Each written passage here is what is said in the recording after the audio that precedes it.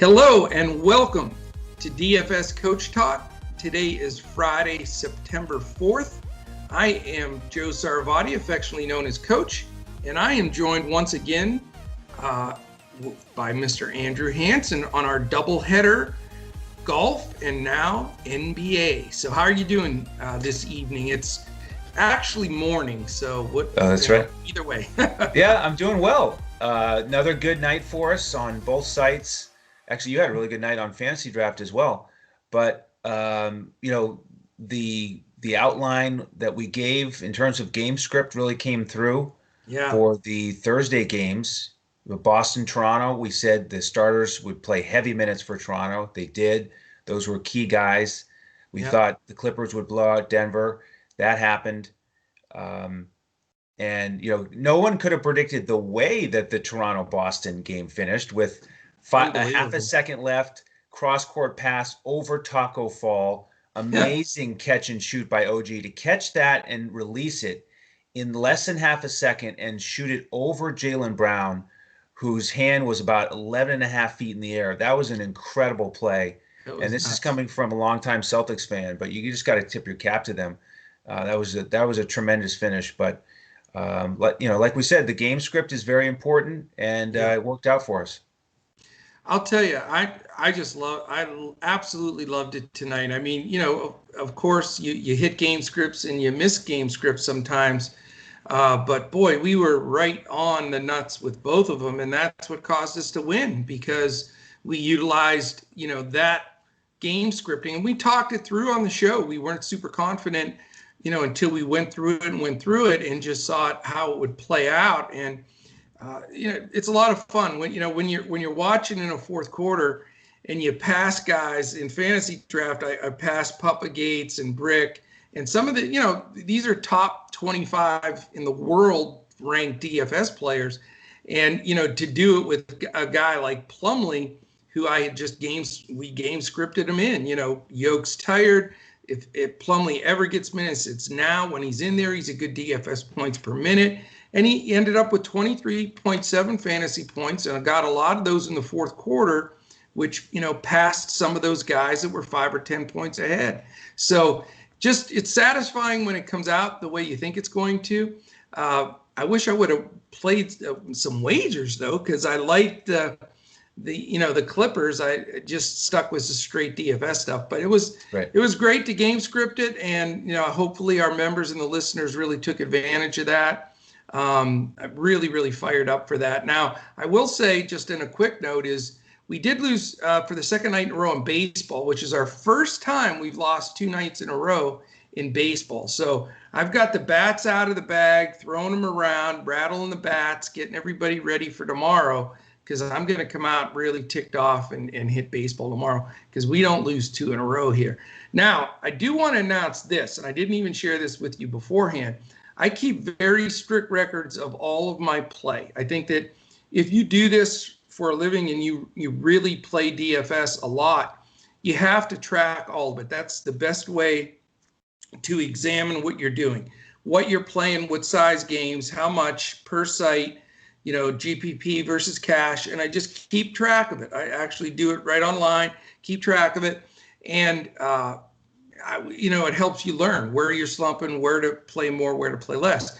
But I also want to keep that, and I don't post it every day in our Discord or on our Twitter, but I keep very close track of the hybrid / cash lineup that I post on FanDuel, because that's my baseline one that I put up every day, and it's not a clipboard or we have to do it a certain way in DraftKings, so we're given a core where they don't have an exact lineup. So the best thing we can trace to say, here is the documented wins and losses, we do that with that FanDuel lineup every day. So in the NBA, I've kept track since day one when we started. This was before COVID, and all the way through the bubble till today. With today's win, it's the first time me personally in 5 years of doing NBA DFS have ever hit the 80% win mark. Awesome. So that is pretty exciting, man. That's phenomenal. Yeah, I mean, I'm thrilled. I mean, we're just barely there, 0.802 but we got to win tomorrow to stay above that. But and I'm not saying that as a braggart. I'm not saying that as anything else. I'm very, very proud of it because it is tough. I mean, last night we ground the heck out of it to figure out what type of lineups to build. Yep. And and it's a scrap. When you have a 2-game slate like that, you can't make an error with anybody that takes a 5 or something. You're done. So just super proud of that. Going to post some of that information, on the website and in Discord and on Twitter. So hopefully you guys are catching the hot streak with us and just crushing it. So that's tremendous. Yeah, we got to keep it going. Got to keep it going. All right, we're going to dive into this 2-game slate real quickly. Before we do, I want to thank our presenting sponsors, mybookie.ag and tvg.com. Go to dfscoachtalk.com and check out the exclusive offer that you will find for both of those wonderful entities for wagering. MyBookie.ag, they will match up to $1,000 and a $25 free play if you use the promo code CoachTalk, no space. TVG has a $300 risk-free bet. So you want to play the Derby Saturday, pop $300 on somebody. If it loses, TVG refunds the entire $300. Can't beat it. Love those guys, and looking forward to continuing going forward with them as new stuff, new offers, and everything are coming out every day. All right. The really tough, interesting games here with super high salary. So we got to go through this. Now, I'm going to go through the injury updates for tomorrow. We didn't have any yesterday because there was only one guy listed, but we have some that are very interesting. There's three of them specifically that I think shift the slate a little bit. First one, and it's surprising, is Rajon Rondo is probable. And from what I read, he is going to play. So that does change a few things. You statistically dig into this, and the biggest guy that takes a hit here, it's, yes, Caruso. It affects him. It makes him sort of, to me, unplayable. But it's LeBron's assists that go down when Rondo plays decent minutes. Even if he gets 15 to 18, even stretched to 20, which I think he'll be more toward the 15 number. I think it will take a couple of assists away from LeBron based on statistical history of last season and this season. So I wanted to bring that up. We have LeBron and Anthony Davis listed as probable, like they always are. Davis, as we always announce, on his 672nd week of being listed as probable. But these two have an impact on the Heat game. And we'll break this game down and talk about it, but it definitely affects the rotation, and it dominoes to about 3 or 4 different players that we have to discuss. And both of them are not listed out yet, but they're both definitely questionable. Kelly Olynyk he has a sprained ankle. We saw him turn that in that game, and Iguodala was pretty ugly looking, and he's not a youngster anymore. When he stepped, somebody stepped underneath him. I can't even remember who it was. He got called a technical one for stepping in on him, and Iguodala twisted his ankle. Kyle Korver, yeah, which is shocking because he's usually the one shooting the three that they step in on. Yeah. But anyway, so Olynyk and Iguodala with the ankles, both questionable. I'm really thinking they may miss, especially Iguodala. So we will break that down when we go through these teams and see how that'll affect the Heat side of the ball, and if it affects, from a defensive side, the Milwaukee side of the ball. All right, we go to game one. There are 2 evening games again, so we don't have to stress getting the basketball in early, which gives us, the whole day for us to go through that process. Listen to the podcast, check us out on Twitter, jump in our Discord, and then get with us 30 minutes before lock, and we'll nail down our starting lineups. Okay, the Milwaukee Bucks and the Miami Heat. The Bucks are a 5-point favorite, and it is 223.5. The over-under in the other game is 225. So in essence, they're the same. So the question here is Milwaukee Bucks stepping up. Are they going to adjust anything? And how is the Heat going to react, especially with their front court now being a little thin? Right. So number one here is that I think Giannis is going to come out like gangbusters after that mishap down the stretch, fouling Jimmy Butler, really costing them the game. Yeah. And he knows it's on his shoulders. And, the thing with the last game was he just couldn't quite get in a rhythm. He got in foul trouble, and he would come in, and there'd be one play where he'd get in the open court, take his 2 dribbles, cover 70 feet, and slam it. And then something would happen. There'd be a timeout, or he'd get a foul. And he just never could get in the groove where he would just quickly pile up the fantasy points. And with the way that game ended, I'd really like to own some Giannis shares here. The problem is he's just so expensive on DraftKings. He's 11.5. I know. It makes a lot more sense to me on FanDuel where he's only 10.6. Yeah, 10.6 is cheap for him, Yeah. compared to what he has been. But neither one of them is exactly stealing. I mean, especially, and I'll just mention this real quick too. You look at the 4 top guys. And for me, unless you're scratching the barrel, bottom of the barrel, I don't know how you build a really competitive lineup by using even 2 of these guys. Now, I know you can do it, and a lot of people will, but I'll just say on FanDuel, they're 11-2 for Davis, 11,000 for Harden, 10-8 for LeBron, and 10-6 for Giannis. So they're all within $600. They all cost a fortune, and it's going to be extremely difficult to roster more than one of them. On DraftKings, Giannis is 11.5, Harden 11.2, James 11,000, and Anthony Davis 10.6. So they're all within 900. So basically, the sites are saying to us, okay, you don't have to choose, are you on Team Harden or Team Giannis? It's now Team Giannis, Team Harden, Team James, or Team Davis. In my opinion, my builds thus far, I've only used one of those 4. Now, here's the $1 million question. I wanted to interrupt you, and I'll let you go through this game. Can you win this with only one of those 4 guys? I think you can, but for me, I've got a build right now on FanDuel with 2 of them. It's LeBron and Giannis. Okay. And the interesting thing is that over there, they're both small forwards. And so if you use that build, you can't use some of these other value plays that we'll get to in this first game, like potentially Derek Jones Jr. He's a small forward. Crowder is a small forward. So that's the give and take, is you don't get the 1 or 2 of the value plays or mid-tier guys that you might want to use. So definitely.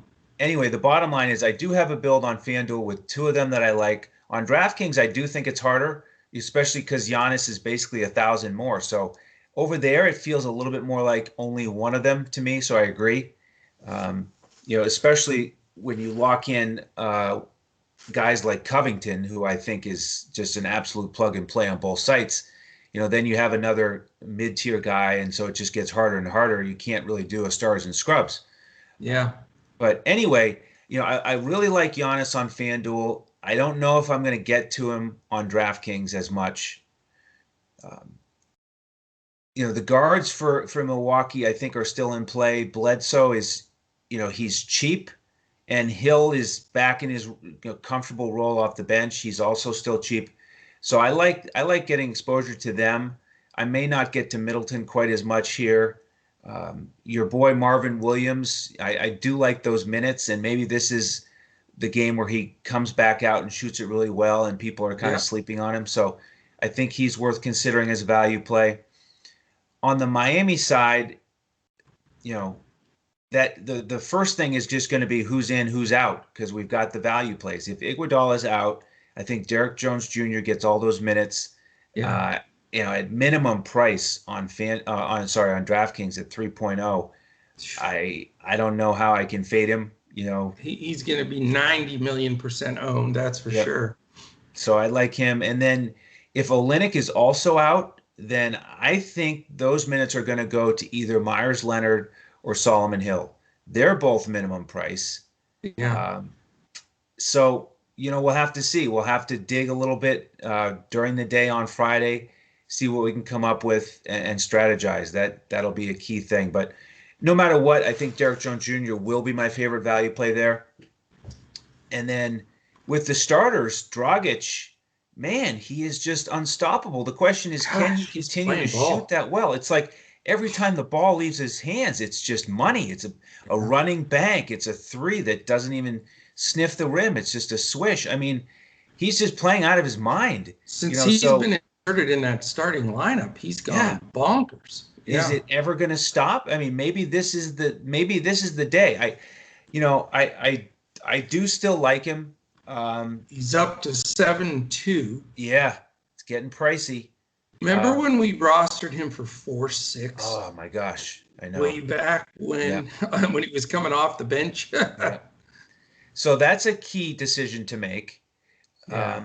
I may get a little bit more hero here than I usually do. I know he's one of your favorites. He's been finishing games too. Yep. He's played the end fourth quarter crunch time minutes down the stretch for multiple games in a row. That means a lot. That tells you a lot right there. And I'll tell you what, he has no fear. There's not a shot that he won't take. And I love that in a young player like that. And they're not, chuck and duck at shots. They're pretty good shots. The thing is, you've got your exact scenario though is you've got to examine how you're going to build this on FanDuel specifically, where you only get 2 shooting guards. So, I'm with you there, though. I think Hero at 5,400 on FanDuel is certainly somebody you have to consider just because of the crunch time minutes. And I'm with you on Dragic. I mean, he's playing at such a high level right now. It's hard to fade him. There's no question about it. But his price continues to go up. So like you said, if, that medium build, you got to steer from some of those top guys then. And it just is going to depend on, what it looks like. But this isn't an easy one, This is not an easy one whatsoever. Yeah, Dragic is 1,800 more than Hero on both sites. Yeah. And I just think that maybe this is the game where he comes back down to earth a little bit. He gets something like 32 to 35 fantasy points. And if Hero gets 28 to 30, then, he's a much better return on your investment. So I may, lean that way a little bit. And then with these builds that I'm making so far, I haven't gotten to Butler. But Crowder is still in the mix for me. Summer is here, and sports are finally back, which can only mean one thing. It's time to get back, relax, and make some cash. Everyone has to start somewhere, which is why you want to get off on the right foot by choosing an established book like mybookie.ag. With all the major sports seasons just around the corner, there's never been a better time to get in on the action. Dynamic betting lines and a simple-to-use platform make the process easier than it's ever been. Create your account in just a few easy steps. Deposit and begin placing your bets. Sign up now using promo code CoachTalk to get your deposit matched 100% all the way up to $1,000.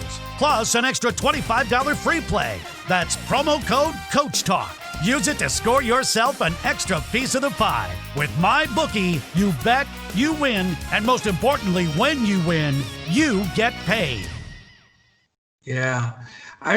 This game has a lot of intrigue to me. A couple things about Giannis. If you noticed, he's sort of, for a guy that is 2-time MVP and all this stuff, and I'm not dogging on Giannis because he is a phenomenal athlete, but what I've seen the last couple of games is complete panic. He gets the ball and he just tries to go downhill and slice to the basket. And he made some shots that no other human being can make.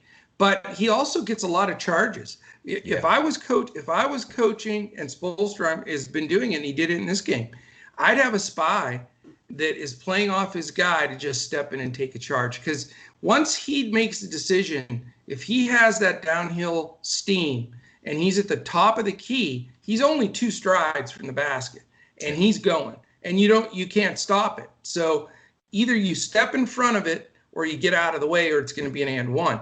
So he did charge a couple of times in this game. But if you notice, he looked desperate to me. He got the ball and just dove in there trying to do whatever and threw up some really interesting shots. And like I say, a few of them went in.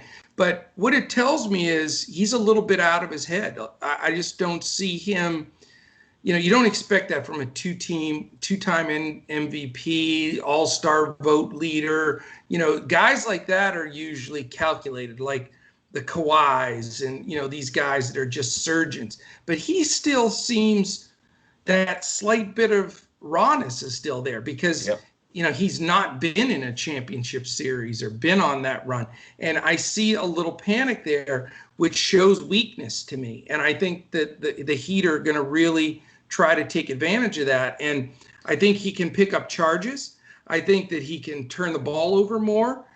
He's obviously, it's in his head as far as his three-point shooting and his foul shots. That's been coming and going with air balls and different things. So, I'm not saying to fade Giannis because I think per point in this situation, in this game, he's probably the most logical and most comfortable play. The fact that Harden, James, and Davis are that close to him in salary, they're all in that same ballpark. I think a lot of people are going to go to him. But I wanted to bring that up because that's my hesitation. I just, he can get 60 fantasy points on a horrible night. But Spoelstra's a great coach. They're a really disciplined, good defensive scheme team. And I think they're going to continue to disrupt Giannis a little bit and, try to step in there. And I'll tell you, if you take away when he rips it and then goes and he's going to the hoop, if you take that away from him, you tremendously neutralize him because he's not an off the dribble 15 to 20 foot jumper type shooter. He's not good at the 3-point line. And if you foul him, he's not consistent at the foul line. So, that's where you may see a Solomon Hill or Myers Leonard give him some really hard fouls with a couple of minutes off the bench just to make him feel it, make him get to the line. So that being said, Giannis may not make my squad, and I'll probably have him on a GPP just because he's Giannis and he's priced that way. But I wanted to give that take on him because I think there's some weakness there. The other guys, Middleton, I know he's been getting hot. He's a key guy. He's a go-to guy. But with Butler guarding him, I still say I don't trust Middleton's numbers at 8-2.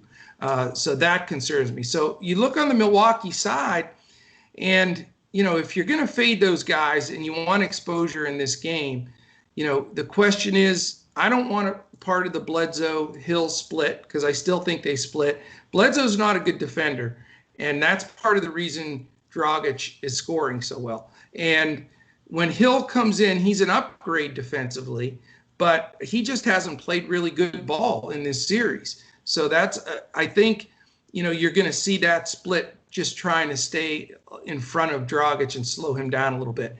So, where does that leave me? That leaves me with two value plays, and it's the same ones I had last time we had this discussion.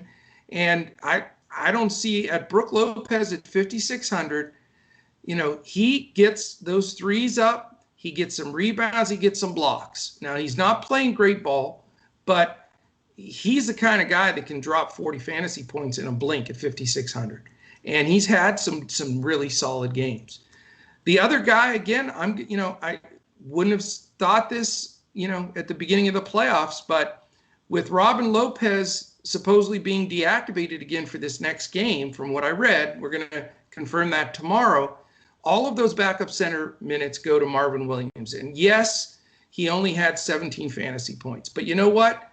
That was enough for me to win, and he missed a ton of shots. He had 2-3 balls go 3/4 of the way down and pop out, and he's a veteran. That's not going to scare him from shooting the ball. He's going to get his rebounds. He's going to do his thing, and he's going to get a decent run. So I don't mind having that bumpers of the Lopez-Marvin Williams combination because I think you're assured some sound points there from those two. And so for me on the Milwaukee side, it's a value look.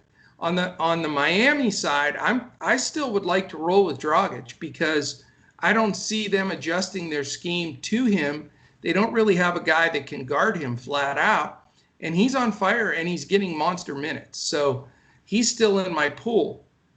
Tyler Hero, again, a guy that closes out, they're showing confidence in, that's playing, is a consideration for me. He's not a plug-and-play guy now that his price has come up a little bit, but I think he's certainly a much better consideration than guys like Nunn or Robinson or a couple of the guys off the bench. So I will look at him.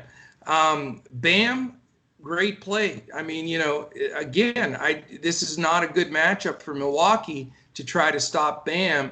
But again, it's all about your build. I mean, Bam is expensive. He's $8,000 on DraftKings and similar on $8,000 on FanDuel as well. Yep. So, you got to start talking build here. But Milwaukee's not built to stop a guy that's a power 4-5 that can pass the ball and contribute in multiple ways like Bam does. So I think he's certainly in play for me.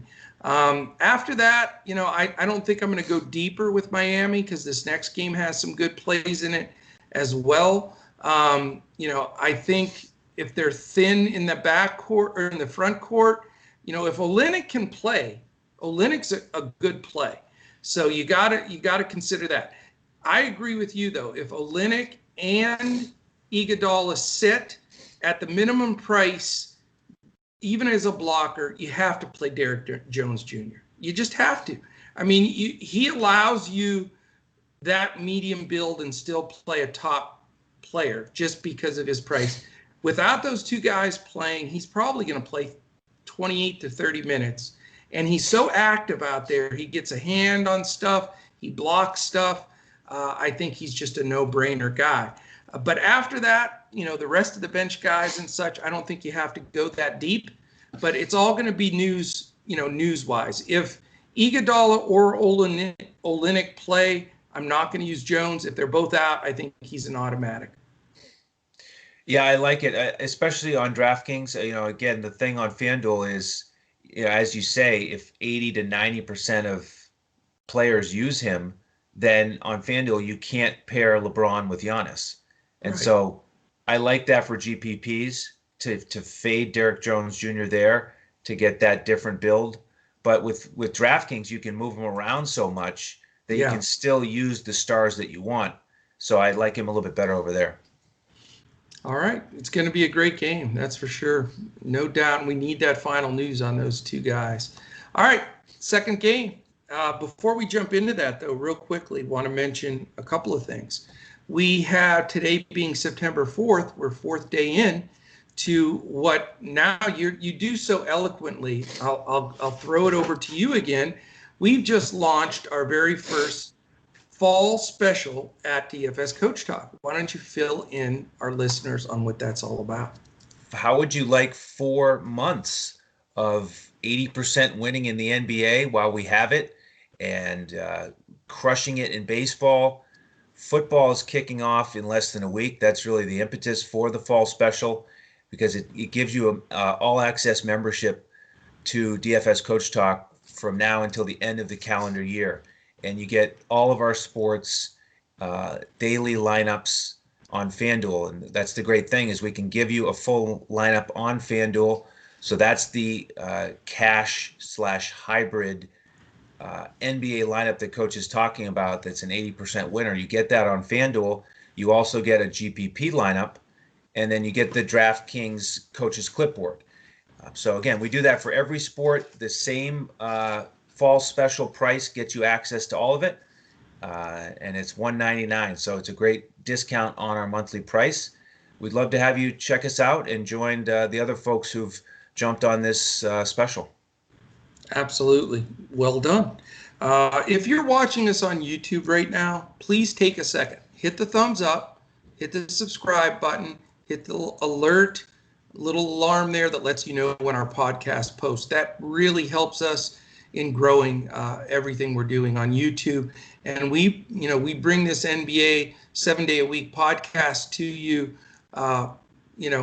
in front of the paywall. We're going to do the same on every NFL slate, and we do that with PGA Weekly. So definitely really appreciate that. If you're listening to us audio-wise through everywhere podcasts can be heard, we're on Spotify, Podbean, Stitcher, iHeart.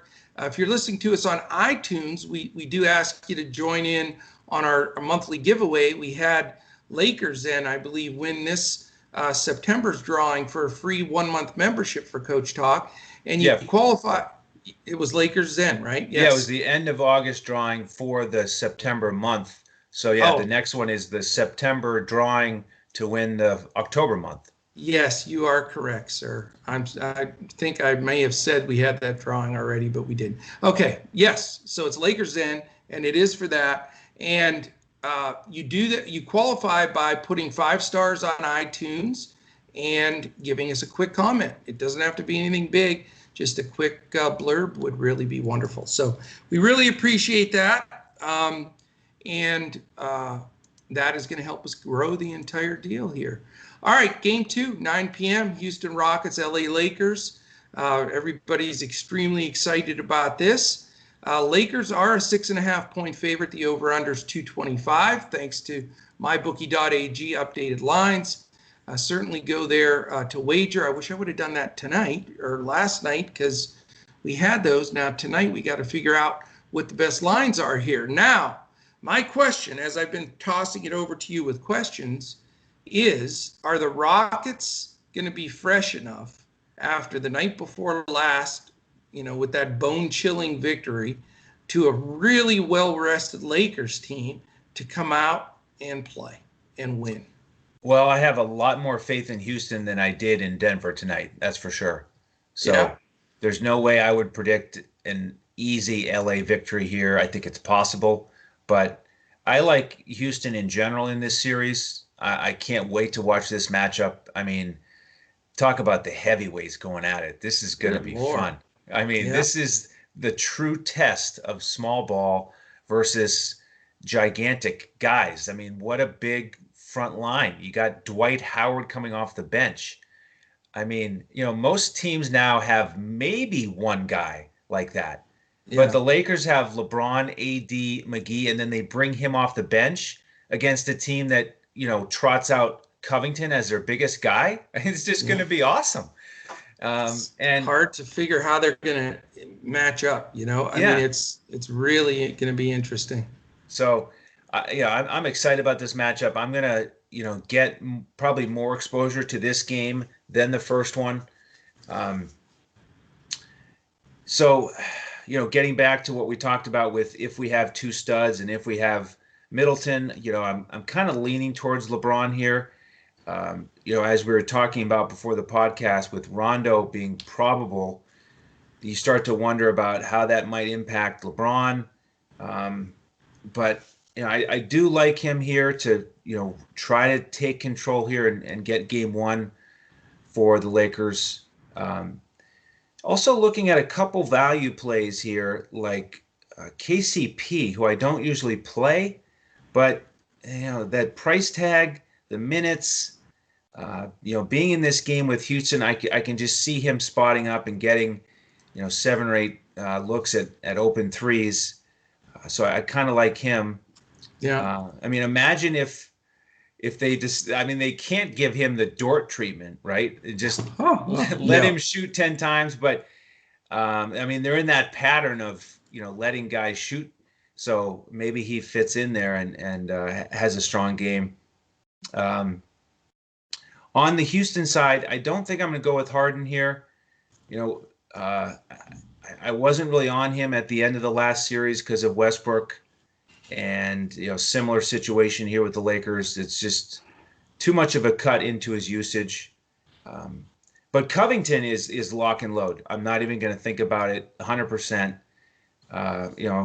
The only thing stopping him is on fire, man. He was on fire. Yeah. Yeah, just beautiful. Just stroking it, doing everything. Yeah. Man, they've got to be so psyched that they got him in that trade. He's just been terrific. A great pickup. Yeah. I like him, and Tucker and Green are also in consideration for me. Gordon as well. And this is the game I really like. I'm going to have probably a little bit more than half my lineup from this game.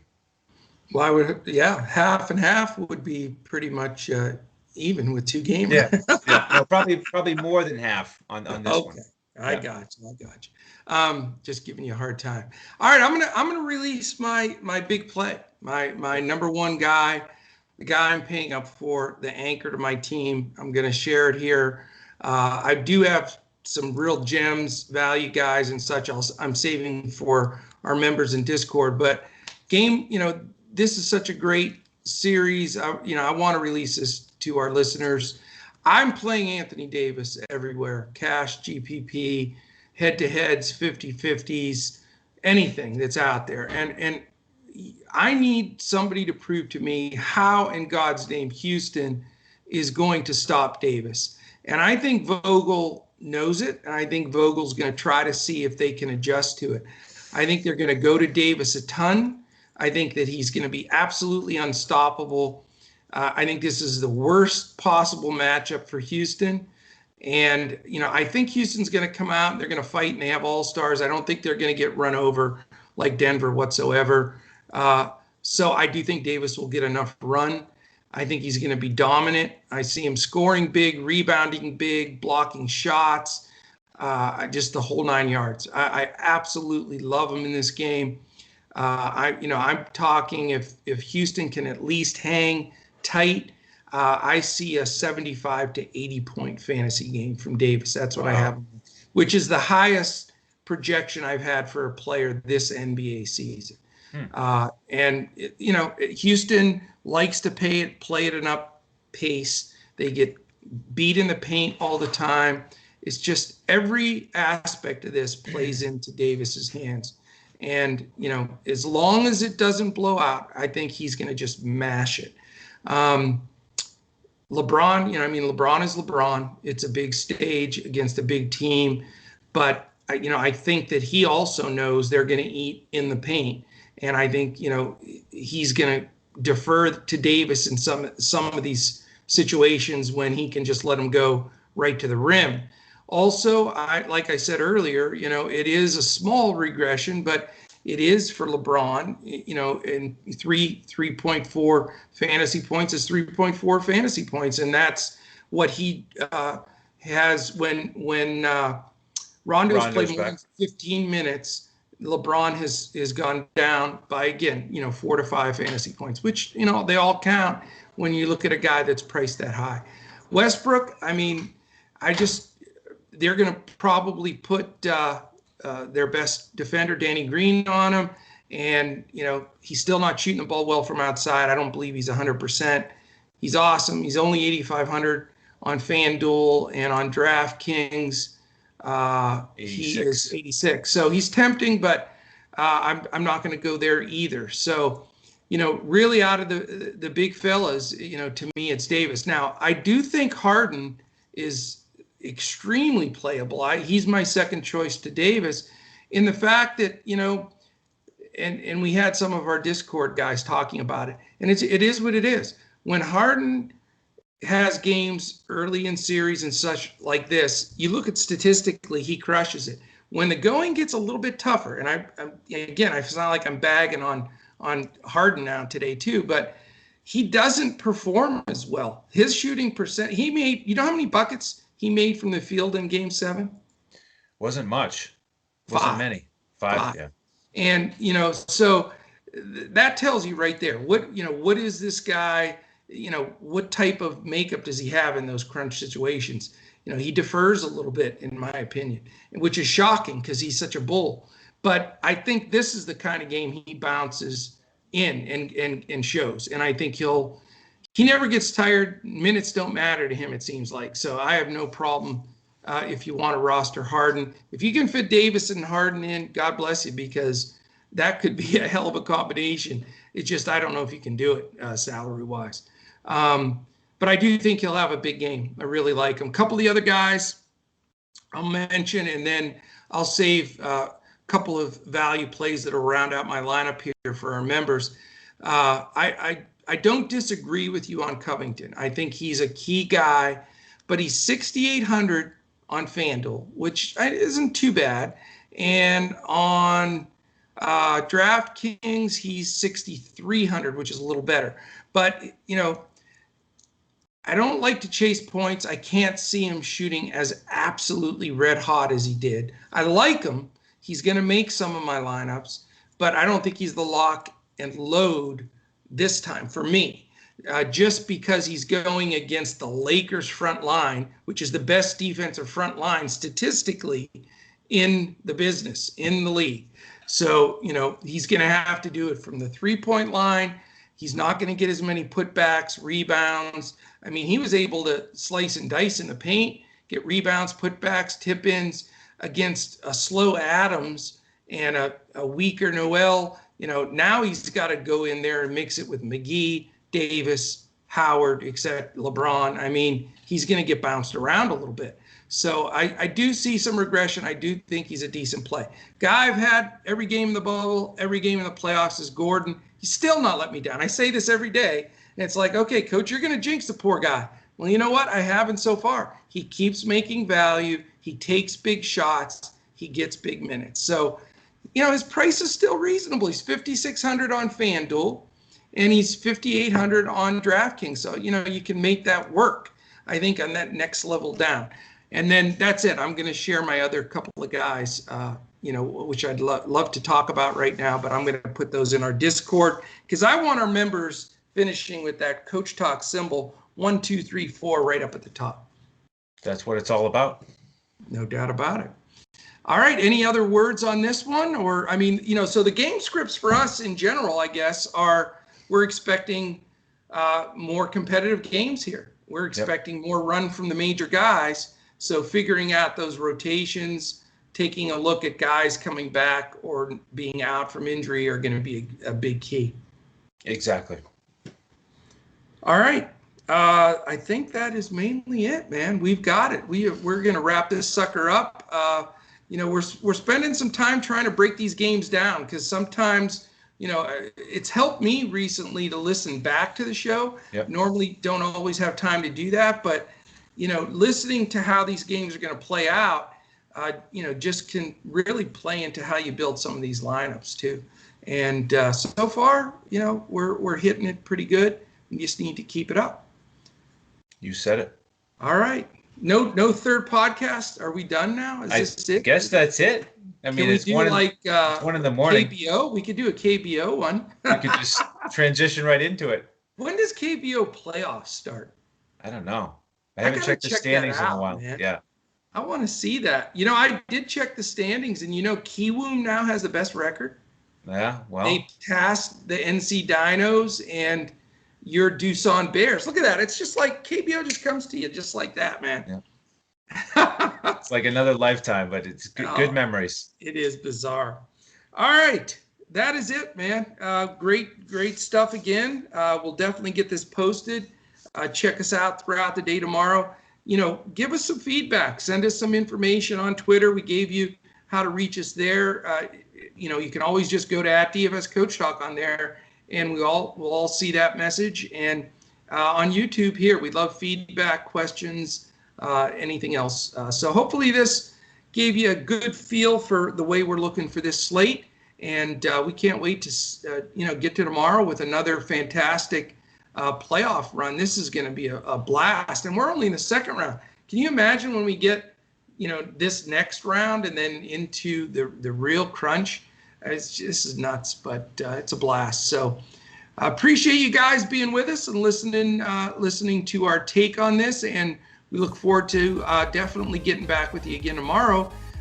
For our entire DFS Coach Talk team, for our producers that really edit and get these all up in the middle of the night, Bryce and Brett's on it again tonight. He's been fantastic. We really appreciate those guys. And for our whole DFS Coach Talk team, Sugar Shane Caldwell, Andrew Hansen, and me, Coach, we will catch you again tomorrow when we look to crush it in DFS.